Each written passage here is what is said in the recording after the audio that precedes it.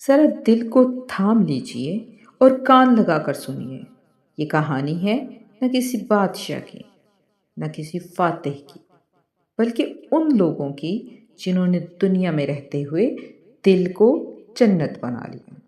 یہ واقعہ ہے اس بندے کا جس نے پوری زندگی نکاح نہیں کیا، اور اس عورت کا جسے دنیا دیوانی کہتی تھی مگر آسمان اسے ولیہ مانتا تھا۔ حضرت عبداللہ بن زید رحمۃ اللہ علیہ زمانے کے بہت بڑے بزرگ، صاحب علم، صاحب حال اور اللہ سے خاص تعلق رکھنے والے ولی تھے۔ آپ نے ساری زندگی نکاح نہیں کیا، اس لیے نہیں کہ نکاح کو کم سمجھتے تھے، نہیں، بلکہ اس لیے کہ دل مکمل طور پر اللہ کی یاد میں لگا ہوا تھا۔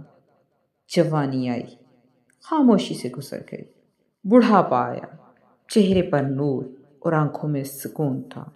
ایک دن آپ حدیث مبارکہ کا مطالعہ کر رہے تھے کہ نبی کریم صلی اللہ علیہ وسلم کا یہ فرمان نظر سے گزرا: جنت میں کوئی اکیلا نہیں ہوگا۔ جو مسلمان نکاح کی عمر کو نہ پہنچا یا پہنچا مگر کسی وجہ سے نکاح نہ ہو سکا اور وہ ایمان پر مرا تو اللہ تعالیٰ جنت میں اس کا نکاح کر دے گا۔ یہ حدیث پڑھ حضرت عبداللہ بن زبیر کے دل میں، عبداللہ بن زید کے دل میں ایک خیال پیدا ہوا: اگر دنیا میں نکاح نہیں ہوا تو جنت میں ضرور ہوگا، لیکن ہوگا کس سے؟ یہ تجسس تھا اللہ کی رحمت کو جاننے کا۔ آپ نے دعا کی: یا اللہ مجھے دکھا دے کہ جنت میں میری بیوی کون ہوگی۔ پہلی رات کوئی خواب نہیں آیا، دوسری رات خاموشی، تیسری رات جب تہجد کا وقت قریب تھا، دل ٹوٹ کر دعا میں لگا ہوا تھا، اچانک اللہ نے دروازہ کھول دیا۔ خواب میں کیا دیکھتے ہیں؟ ایک سیاہ رنگ کی عورت، چہرے پر نور، آنکھوں میں عجیب سکون ہے۔ وہ کہتی ہے: میں میمونہ ولید ہوں اور بصرہ میں رہتی ہوں، حبشہ کے دیس سے ہوں، بلال حبشی کے وطن کی بیٹی ہوں۔ بس اتنا کہنا تھا اور منظر ختم ہو گیا۔ حضرت عبداللہ بن زید کی آنکھ کھلی، تہجد کا وقت تھا، نوافل ادا کیے، فجر بعد جماعت پڑھی اور فوراً سواری کا انتظام کیا، سیدھا بصرہ کا رخ کیا۔ شہر پہنچے تو لوگوں نے بہت استقبال کیا۔ حضرت اتنی دور کیسے آنا ہوا؟ خیر تو ہے؟ آپ نے فرمایا: یہ بتاؤ کیا یہاں کوئی میمونہ ولید نامی عورت رہتی ہے؟ لوگ حیرت سے ایک دوسرے کا منہ تکنے لگے، کہنے لگے: حضرت آپ اتنے بڑے ولی ہو کر اس عورت سے ملنے آئے ہیں؟ آپ نے فرمایا: کیوں، اس عورت سے ملنا منع ہے کیا؟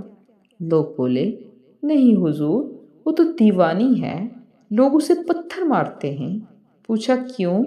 کہنے لگی: کوئی رو رہا ہو تو ہنسنے لگتی ہے، کوئی ہنس رہا ہو تو رونے لگتی ہے، اجرت پر بکریاں چراتی ہے، آج بھی جنگل گئی ہوئی ہے۔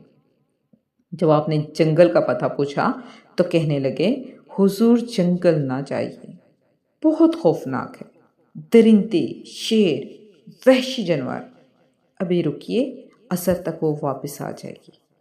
حضرت عبداللہ بن زید بولے: عصر کس نے دیکھی ہے؟ بتاؤ گئی کس طرف ہے؟ اور آپ اکیلے جنگل روانہ ہو گئے۔ جنگل واقعی خوفناک تھا، شیر، درندے، سانپ، ہر قدم پر موت کا خطرہ۔ آپ فرماتے ہیں: میں سوچ رہا تھا قربان جاؤں اس عورت کی ہمت پر، یہ اکیلی یہاں کیسے بکریاں چرا رہی ہے؟ جب وہاں پہنچے تو دو ایسے منظر دیکھے کہ عقل دنگ رہ گئی۔ پہلا منظر، میمونہ ولید بکریاں نہیں چرا رہی تھی، وہ جائے نماز بچھا کر نوافل پڑھ رہی تھی۔ اور دوسرا منظر، بکریاں چر رہی تھی لیکن چراواہے شیر تھے۔ جی ہاں، شیر بکریوں کے ارد گرد گھوم رہے تھے۔ اگر کوئی بکری بھاگتی تو شیر نرمی سے واپس لے آتے مگر انہیں نقصان نہ پہنچاتے۔ میمونہ ولید نے نماز ختم کی اور فرمایا: اے عبداللہ، ملنے کا وعدہ تو جنت میں تھا، اب یہاں آ گئے؟ حضرت حیران، پوچھا ہم تو پہلے کبھی نہیں ملے، آپ میرا نام کیسے جانتی ہیں؟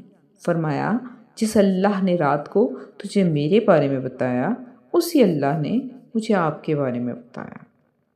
حضرت عبداللہ بن زید نے پوچھا یہ فطرت کیسے بدل گئی؟ شیر بکریوں سے دوستی کیسے کر رہے ہیں؟ حضرت میمونہ نے فرمایا عبداللہ، جس دن سے میں نے اپنے رب سے صلح کر لی ہے اس دن سے ان شیروں نے میری بکریوں سے صلح کر لی ہے۔ تو محترم سامعین، ہم بھی صلح کر لیں رب کے ساتھ، اس کی بات مان کر، اس کی یاد میں جینے کا فیصلہ کر کے۔